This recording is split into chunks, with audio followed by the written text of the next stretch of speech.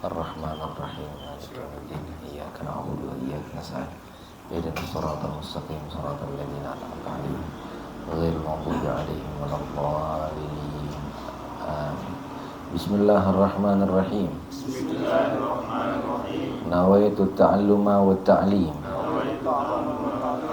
wa tadhakkura wat-tadhkir wan-naf'a wal-intifa' wal-ifada was-istifadah wal-hath 'ala at-tamassuki bi kitabillahil 'aziz wa sunnati rasulih wad-du'a ila al-huda wad-dalalata 'ala al-khair ibtigha'a wajhillahi ta'ala wa ridaihi wa qurbihi wa thawabihi lillahi ta'ala. Bismillahirrahmanirrahim. Assalamualaikum warahmatullahi wabarakatuh. Alhamdulillah rabbil alamin wa bihi nasta'inu ala umurid dunya waddin wa sallallahu wa sallam ala sayyidina Muhammadin wa ala alihi wa ashabihi ajma'in wa la hawla wa la quwwata illa billahil azim. Rabbi zidna ilma warzuqna fahma. Rabbi yassirni wa anni ya karim waftah bil haqq wa antal fattahul alim. Hadirin jamaah salat maghrib dan jamaah pengajian yang dirahmati oleh Allah Subhanahu wa taala, kita ucapkan syukur pada Allah Subhanahu wa taala yang mana memberikan keringanan langkah kepada kita untuk duduk ke tempat yang mulia ini. InsyaAllah Allah Subhanahu wa ta'ala turunkan rahmat, yang mana rahmat yang turun di malam hari ini bisa menghilangkan kegundahan di hati kita. Dan rahmat yang turun di malam hari ini semoga dirasakan juga oleh anak cucu kita dan orang-orang yang kita sayang, bahkan orang-orang yang memusuhi kita. Amin ya rabbal alamin. Pengajian hari ini kita akan membahas tentang sholat jamaah. Baru saja kita usai yaitu melaksanakan sholat maghrib secara berjamaah. Maka beruntung bagi orang yang menjalankan sholat berjamaah. Karena kata Nabi SAW, ya sholat jamaah ini dianjurkan sama Nabi Muhammad SAW. Dan sholat berjamaah ditekankan oleh Nabi Muhammad SAW. Bahkan pernah Nabi SAW ingin membakar satu masjid, ya, karena tidak ada isinya, ya, sama seperti masjid-masjid kebanyakan kita yang ada di sini. Kita terkenal dengan kota 1000 masjid, pulau 1000 masjid. Sayangnya banyak daripada masjid-masjid kita yang kosong. Oleh karenanya marilah kita didik diri kita, didik anak-anak kita bagaimana caranya sholat berjamaah. Dan kita ketahui semua, sering kita dengarkan orang yang sholat sendiri mendapatkan ganjaran satu sisi Allah Subhanahu wa ta'ala, dapat 1 derajat. Dan orang yang sholat berjamaah, bahkan sebelum dia menunaikan sholat jamaahnya, tatkala dia berjalan, andai kata dia sholat jamaahnya ada di masjid, berjalan menuju ke masjid, maka langkahnya akan dihitung pahala oleh Allah Subhanahu wa ta'ala. Langkah kakinya yang kanan akan menaikkan derajatnya, langkah kakinya yang kiri akan dihitung maghfirah, diampuni dosa-dosa kita sama Allah Subhanahu wa ta'ala. Maka daripada itu, perbanyaklah langkah kita untuk menuju ke masjidnya Allah Subhanahu wa ta'ala.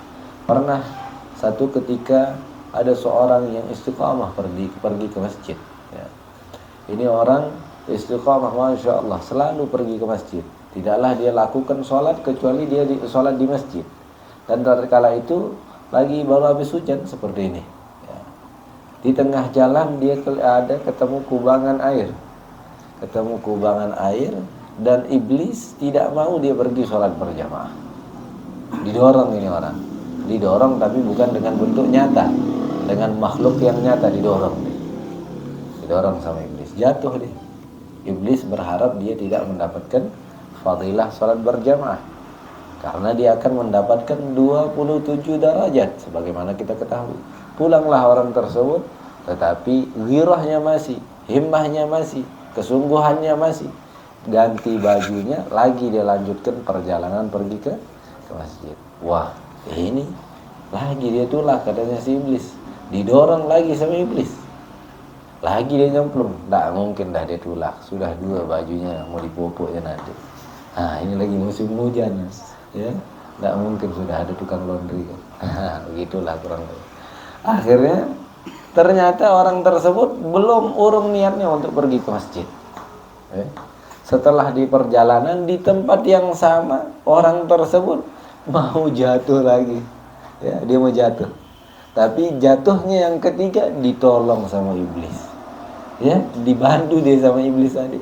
Disongklok dia. Terima kasih, dia bilang. Kenapa kau tolong anak? Iya. Karena yang dorong pertama dan yang kedua itu anak. Katanya si iblis, anak ini iblis. Ngaku dia. Ya. Anak ini iblis, dia bilang. Dia katakan dirinya adalah syaitan, adalah iblis. Anak dorong kau pertama supaya kau nak pergi ke masjid, dan kedua kali juga supaya kau nak ke masjid, karena ganjarannya besar. Tapi tatkala kau balik kembali, balik yang pertama Allah Subhanahu wa taala ampuni kau punya dosa. Ya, balik yang pertama, balik yang kedua kali Allah ampuni kau punya keluarga. Ya. Balik yang ketiga kau mau balik lagi, kalau kau nyemplung kemudian kau balik lagi, maka orang senegeri kau ini akan diampuni sama Allah Subhanahu wa taala. Enggak mau anak. Lebih baik anak songklok kau. Ya tadi daripada anak ya sudah lelah-lelah ganggu orang banyak gara-gara kau diampuni dosanya orang-orang yang sekitar. Makanya juga dianjurkan kita bertetangga dengan orang-orang soleh, bertetangga dengan orang-orang baik, supaya paling tidak andai kata anak kita tidak bisa mencontoh kepada kita, paling tidak ada contoh yang dipandangnya yang lain. Dia lihat ada yang defensekan yang lain. Bapaknya tidak ajarkan dia, tapi pamannya dia atau tetangganya dia yang lain, masya Allah asik rupanya. Kadang-kadang, mana bu anaknya saya ajak ke masjid. Nah, ini makanya bagusnya kita bertetangga dengan orang yang soleh atau orang-orang yang baik. Tapi kalau tidak baik, maka anak kita pun akan ikut tidak baik. Alhamdulillah, teman alhamdulillah. Semoga tetangga-tetangga kita yang tidak baik menjadi tetangga-tetangga yang dirahmati oleh Allah Subhanahu wa taala. Amin ya rabbal alamin. Kemudian di sini dikatakan bismillahirrahmanirrahim. Qala musannif rahimahullahu taala wa nafa'ana bihi wa bi'ulumihi fid dharain amin. Al-jama'ah fil maktubah al-mu'addah li ahrari ar-rajuli al-muqimina fardu kifayah. Salat berjamaah. Salat berjamaah yang wajib, ya. Ini hukumnya bagi salat berjamaah wajib yang adaan, bukan qadaan, ya. Adaan bagi orang yang merdeka, laki-laki yang mana dia mukim di tempat tersebut, hukumnya fardu kifayah. Ini selain sholat Jumat. Adapun sholat Jumat hukumnya wajib dia berjamaah, karena kalau dia sholat sendiri tidak bisa, ya, karena sholat Jumat syaratnya harus dia berjamaah. Kemudian ini wajib fardu kifayah. Bahkan andai kata ada negeri yang mana tidak didirikan sholat berjamaah di dalamnya, maka negeri tersebut akan dikenakan dosa oleh Allah Subhanahu wa taala. Minimal kalau memang tidak bisa sholat di masjid, ajak anak kita atau ajak istri kita atau ajak kawan kita, siapapun itu, ya. Kemudian untuk apa sih kita sholat berjamaah? Ya, untuk apa? Bihaitu yadharu biha syiar, sekiranya tampak syiar-syiar Islam. Karena dakwah yang terbaik adalah dakwah bil hal, dakwah dengan perbuatan. Dan inilah yang dilakukan oleh orang tua dahulu, yang mana dia menampakkan bagaimana akhlaknya orang Islam sesungguhnya. Betul ini orang Islam. Ya, betul orang Islam. Misal kita lihat ada seorang oknum pemerintahan, ya, dia menggunakan seragam tapi tidak sesuai dengan seragamnya, maka kita akan mencela dia. Apa ini seragamnya tok, tidak ada cocok dibilang ini dan itu, tidak ada cocok dibilang pejabat, kita akan mencelanya. Dan begitu juga kasus yang terjadi oleh orang Islam tatkala dia melihat orang Islam, padahal Islam ini bagus sekali, sangat bagus, sangat perfect, Nabi mengajarkan kita rapi, Nabi mengajarkan kita bersih, Nabi mengajarkan kita sopan santun dan seluruhnya dari akhlak kehidupan ini.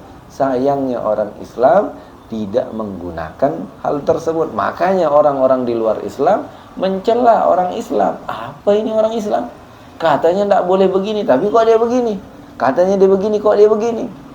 Makanya jangan salahkan kalau orang di luar Islam menyalahkan tentang Islam, karena kita sendiri yang berbuat seperti demikian. Oleh karena tunjukkan bagaimana Islam yang baik, tunjukkan bagaimana akhlak Islam yang benar. Nah, dan kita tunjukkan khususnya bagi sesama Islam, ayo kita naik ke masjid. Ayo naik ke masjid, tegur. Assalamualaikum, ayo kita masjid. Ayo kita ke masjid. Nanti lama-lama malu deh. Jangan sampai ditarik-tarik, biarkan saja. Yang penting kita sudah ingatin dia. Ayo kita ke masjid aja. Nah, ini ada girahnya dia. Ya Allah, ada yang ingat nana. Nanti satu dua kali, nanti dia akan ikut sama kita. Ilah kita kalau diajak sekali 2 kali, masih sekali ikut dah dulu. Ya. Dan orang yang mengajak kepada kebaikan, kata Nabi SAW, orang tersebut akan mendapatkan pahala sama seperti pelaku kebaikan tersebut, tanpa mengurangi pahala orang yang melaksanakan kebaikan tersebut. Tanya ajak siapapun itu, kawan kita misal lagi bertamu, Allahu Akbar, Allahu Akbar, ntar kita lanjut ngerukuk ngopi nih. Nanti kita urusan maklar ini, ayo kita naik masjid dulu. Nah begitu. Nanti dulukan Allah Subhanahu Wa Taala. Nanti kita berdagang, urus Allah dulu. Kita dulukan Allah Subhanahu Wa Taala. Lepas semuanya. Nanti kalau dipanggil sama Allah Subhanahu Wa Taala, lepas semuanya. Ya. Kemudian bagaimana andai kata dia melaksanakannya di rumah? Dia mau syiar tapi di rumah. Dia mau syiar tapi di pasar. Bagaimana? Apakah ini juga dianggap syiar? Ini kata ulama tidak dianggap syiar. Walaupun dia banyak ini, karena bisa jadi orang lain tidak ngelihat itu ada sholat jamaah ada di rumah tadi atau ada di pasar. Ya.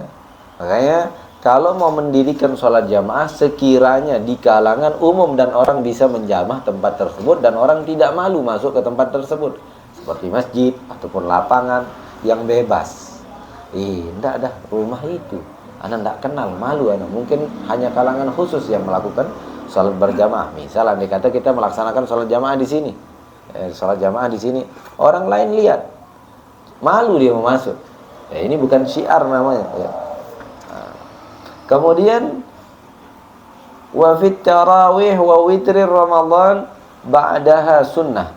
Dan tatkala melaksanakan sholat tarawih dan sholat witir Ramadan setelahnya, itu hukumnya berjamaah sunnah. Kemudian sholat yang mana dari sholat 5 waktu yang wajib tadi yang afdal kita melaksanakan berjamaahnya, yaitu yang pertama sholat subuh, kata Nabi SAW. Karena kata Nabi SAW, sholat ini sholat yang berat, ya, sholat yang berat. Nabi SAW menyebutkan keafdalannya tersebut di dalam hadisnya, ma min salatin afdalu min salatil fajr yaumul jum'ah. Tidak ada salat yang paling afdal dilaksanakan, kata Nabi SAW, yaitu salat subuh di hari Jumat. Di salat berjamaah itu hukumnya ditekankan, ya. Hukumnya fardu kifayah. Tapi di antara yang 5 itu mana yang paling ditekankan sama Nabi SAW? Salat subuh. Dari salat subuh dari hari Senin sampai hari Ahad, ya, mana yang paling afdal? Yaitu subuh di hari Jumat. Kalau tidak bisa naik salat subuh setiap jelu, paling tidak hari Jumat sudah, ya, paling tidak hari Jumat. Karena Nabi SAW ini menganjurkan kita, dan bagi orang yang melaksanakannya dijanjikan Nabi Muhammad SAW ampunan daripada Allah Subhanahu wa Ta'ala. Kemudian setelah itu yaitu salat Isya, subuh habis itu Isya. Nah, ini bentar lagi kita akan ketemu sama salat Isya. Mudah-mudahan Allah panjangkan umur kita dan ketemu sama salat Isya dan kuat untuk menjalankan salat Isya secara berjamaah. Apa sih ganjarannya? Nabi SAW mengatakan, man shallal Isya fi jamaah. Barang siapa yang melaksanakan salat Isya secara berjamaah. Ini berat. Kadang-kadang, aduh, hentaran dah dulu, dia pelo Isya ini. Masih pelo, tokol dah dulu, tengupi, nonton kadang-kadang ya. Ada yang duduk-duduk nongkrong. Nanti anda dulu. Lihat ya. Apa fadilahnya? Kata Nabi SAW, faka'annama qaman nisfal lail. Seakan-akan dia menghidupkan setengah malamnya. Ya, kata Nabi Muhammad SAW. Seakan-akan dia mendirikan, berarti dia menghidupkan setengah malamnya. Ya, ini ganjarannya besar sekali, seperti dia hidup malamnya tadi. Ya, setengah malamnya. Bagi yang sholat subuh lalu bagaimana? Man shallal subuh fi jamaah. Barang siapa yang sholat subuh secara berjamaah, faka'annama qamal lail kulluh. Barang siapa yang sholat subuh secara berjamaah, kata Nabi SAW, seakan-akan orang tersebut menghidupkan malamnya semuanya. Bahkan kata Nabi SAW di hadis yang lain, orang yang sholat subuh secara berjamaah, maka Allah Subhanahu Wa Taala akan lindungi dia sampai waktu petang. Dan orang yang sholat Isya secara berjamaah, maka Allah akan lindungi dia sampai waktu subuh. Nah, ini kalau mau dilindungi sama Allah Subhanahu Wa Taala, ini laksanakan paling tidak. Kalau memang tidak bisa berjamaah di setiap waktunya, paling tidak utamakan ini subuh dan Isya. Bahkan ini saking takutnya, ada salah satu seorang munafikin setelah zamannya Nabi SAW, yang mana Masya Allah ini orang pintar, orang hebat, dan salah satu orang yang berjasa ada di Islam. Ini sekarang enak kita lihat ya. Ya, ada titiknya 2, ba ada titiknya 1, tak ada titiknya 2 di atas. Ini yang punya ide namanya Hajjaj bin Yusuf, yang punya ide ini. Tapi sayangnya ini Hajjaj, katanya ulama, ini adalah salah satu orang munafik dan banyak dibantainya para sahabat. Sahabat banyak dibunuh sama Hajjaj bin Yusuf. Tapi ada beberapa sahabat yang tidak berani dibunuh. Bukan karena dia kuat, ya, bukan karena memang yang dibunuh tadi dia lemah. Tapi yang tidak berani dibunuh oleh Hajjaj yaitu orang-orang yang melaksanakan sholat Isya berjamaah dan sholat subuh berjamaah. Sebelum membunuh sahabat tadi, Hajjaj bertanya, kau sudah sholat subuh berjamaah tadi? Kalau dia katakan tidak, langsung dipenggal sama Hajjaj bin Yusuf. Dia bunuh. Tidak ada salah apa-apa. Bukan karena dia tinggalkan sholat subuh, ya, bukan karena dia tidak sholat subuh berjamaah. Dia tanya, kalau dia nak sholat Isya berjamaah, berani dibunuhnya waktu malam. Ditanya, kenapa sih? Kenapa? Karena dia yakin sama hadis Nabi Muhammad SAW, barang siapa yang sholat subuh berjamaah, maka perlindungan untuk orang tersebut yang melaksanakan sholat subuh berjamaah sampai waktu petang.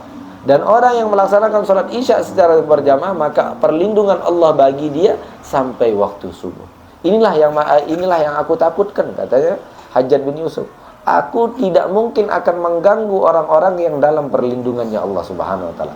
Ini seakan-akan aku akan memerangi Allah Subhanahu Wa Taala.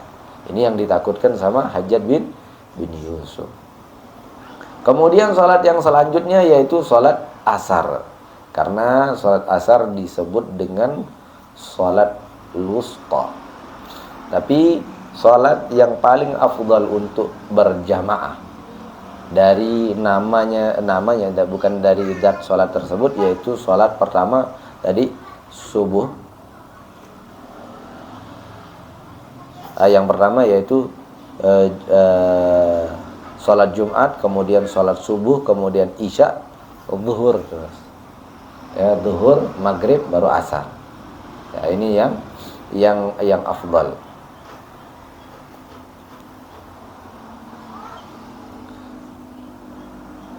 Wal jamaah lirrajuli fil masjid afdal. Dan berjamaah bagi seorang laki-laki, di manakah dia yang paling afdal? Apakah di rumahnya bersama istri dan anaknya atau di masjid? Ini bagi yang laki-laki dianjurkan sholat berjamaah ada di rumah. Adapun bagi ibu-ibu, bagi istri-istri kita, bagi anak-anak perempuan kita, dianjurkan dia melaksanakan sholat berjamaah ada di rumah. Karena kata Nabi SAW, sesungguhnya sholat yang afdal bagi perempuan yaitu sholat di rumahnya. Ya, sholat di rumahnya. Bahkan Nabi SAW semakin tertutup dia, maka semakin bagus. Karena perempuan semakin banyak keluar, maka akan berkurang malunya perempuan tersebut. Kayak banyak kita ketemu sama wanita-wanita di luar sana yang sudah biasa berbincang sama laki. Karena apa? Sudah biasa keluar. Karena perempuan tadi kalau kita biarkan sekali, 2 kali, 3 kali, 4 kali, sering dia keluar, makin malu, makin malu, makin malu, makin malu. Ya, makin hilang rasa malu. Tapi kalau kita tidak pernah kasih dia keluar, maka dia punya rasa malu yang sangat tinggi. Ya, malu dia, ya Allah, malu. Dan inilah perempuan yang terbaik di sisi Allah Subhanahu wa taala. Kecuali ada pengecualian untuk salat jamaah ada di masjid. Ada ternyata yang lebih afdal daripada salat di masjid. Salat di mana? Illa idza kanatil jamaah fil bait aktsar. Kecuali memang jamaah ada di masjid, ada di rumah lebih banyak daripada ada di rumah, di masjid. Banyakan dia di rumah. Kebetulan dia lagi buat pengajian tablik akbar. Dekat dia dari masjid, mungkin tak jauh lalu. Nah, dan dia sholat di sana lebih banyak jamaahnya daripada di masjid. Maka sholatnya di rumah lebih afdal daripada sholat di masjid. Tapi ulama berselisih pendapat tentang masalah yang ini, bukan karena banyak dan sedikitnya. Afdalnya, bagusnya sholat di masjid tadi bukan karena berjamaahnya, tapi memang karena tempatnya masjid tadi. Nah, tapi di sini mengatakan yaitu karena banyaknya. Nah, ini ulama yang dikatakan di sini yaitu karena banyaknya. Wa ma kathurat jama'atuhu afdal illa idza kanat imamuha hanafiyan. Yang paling banyak jamaahnya maka itulah yang paling afdal. Kecuali lagi banyak jamaahnya ada di masjid, tapi imamnya bermadhab lain. Ya, madhabnya berbeda. Madhabnya Imam Hanafi, jelas sah. Ya, kita boleh untuk mengikuti dia. Bahkan di madhabnya dia mengatakan bahwa Bismillahirrahmanirrahim adalah sunnah. Ya, tidak wajib. Seperti kita, Bismillah adalah bagian daripada Al-Fatihah. Lalu bagaimana? Sah sholat kita ikut dia. Ya, karena sah sholat kita andai kata dia menyebutkan Bismillahirrahmanirrahim. Maka lebih bagus kita melaksanakan. Maka kalau imamnya dia Hanafi, bagaimana? Afdal kita sholat di rumah. Walaupun dia sedikitan, kita berdua tok sama istri kita, atau bertiga, istri dan anak kita. Walaupun di sana ratusan dia punya jamaah, afdal kita ada di rumah. Au fasiqan au mubtadi'an, atau imamnya adalah orang fasik. Kita tahu ini imam, kita tahu kelusnya, dia diangkat karena tahta, karena dia orang kaya, karena dia punya jabatan, makanya dia dipilih jadi imam. Ini takmirnya tidak benar ini. Dia milih imam masjid karena jabatan. Oh, dia orang fulus ini, kita jadikan dia biar tetap dia nyumbang ada di masjid. Oh, ini dia punya jabatan ini, biar terus mengalir dananya ada di masjid.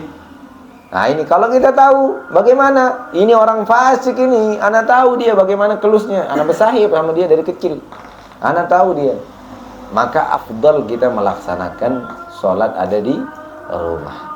Kemudian au mubtadi'an, atau di ahli bid'ah, dia melaksanakan sesuatu yang bid'ah yang dilarang sama Nabi Muhammad sallallahu alaihi wasallam, yang baru yang dilarang sama Nabi Muhammad sallallahu alaihi wasallam. Baru di sini yang bid'ah di sini bukan bid'ah yang seperti dikatakan sama sama orang-orang golongan sebelah, bukan ya. Bukan berarti kita ini terus kita mau katakan kullu bid'atin dhalalah di sini nanti. Ya. Ini yang dikatakan ahlul bid'ah, yaitu orang-orang yang melaksanakan sesuatu yang baru yang dilarang sama Nabi Muhammad sallallahu alaihi wasallam. Adapun kalau tidak ada larangan di dalam Al-Qur'an, tidak ada larangan di dalam hadis Nabi Muhammad sallallahu alaihi wasallam, maka boleh-boleh saja. Ya, boleh-boleh saja. Tapi kalau dia melaksanakan sesuatu yang dilarang sama Nabi sallallahu alaihi wasallam dan perkara ini baru, maka inilah dia dikatakan adalah orang yang orang yang ahlul bid'ah.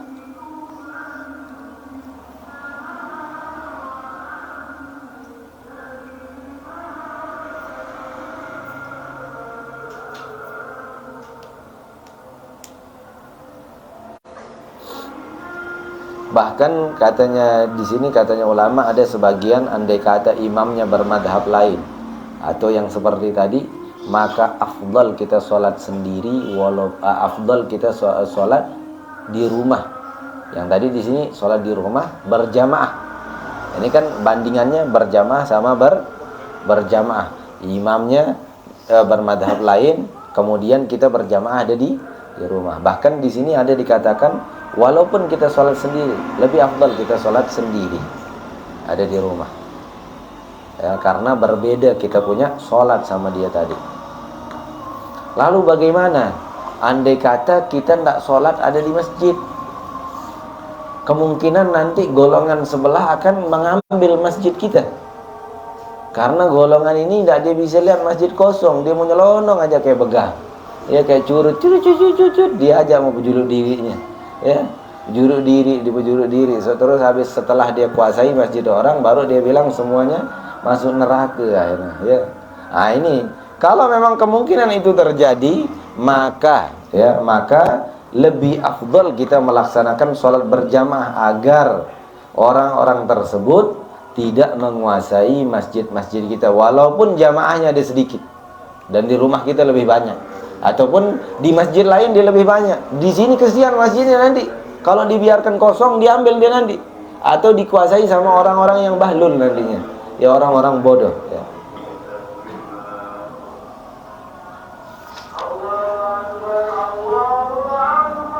Allahu Akbar, wallahu a'lam bishawab. Insyaallah di minggu yang akan datang kita akan lanjutkan masalah sholat berjamaah.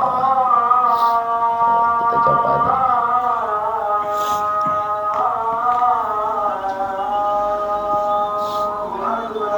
Allahu Akbar, Allah.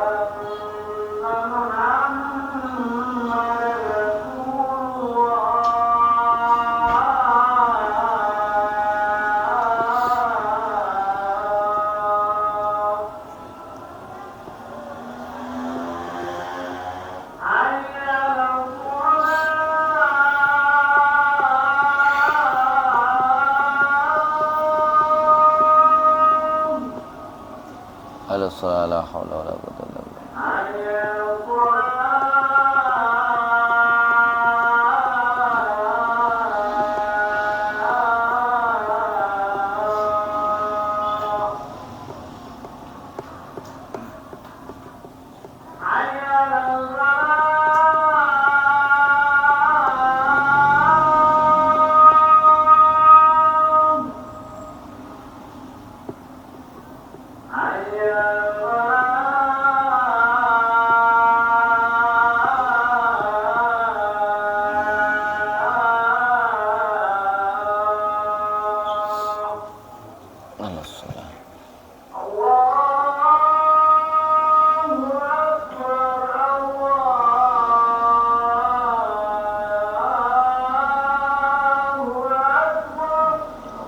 Allahu Akbar, Allahu Akbar.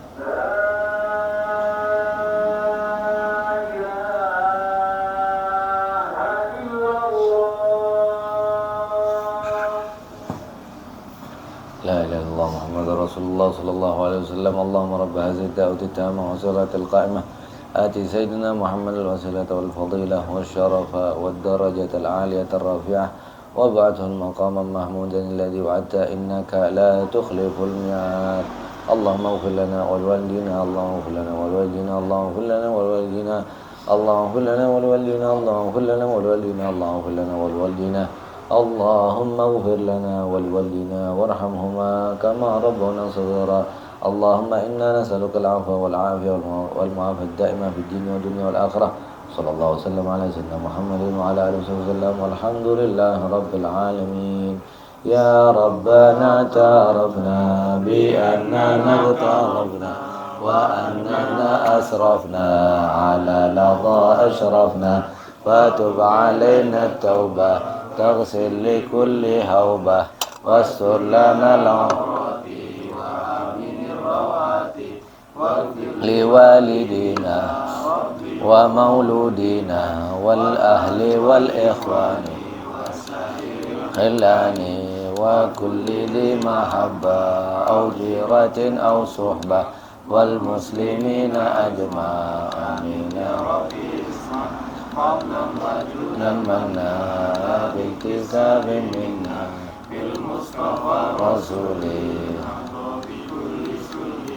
صلى وسلم ربي عليه حد الحديث وآله وصحبه عدد قرص الصفي والحمد لله. Subhanallah wa bihamdihi, subhanallah, asyhadu an la ilaha illa anta, astaghfiruka wa atubu ilaik. Wassalamualaikum warahmatullahi wabarakatuh. Min haitsu dzakir. Insyaallah berkata.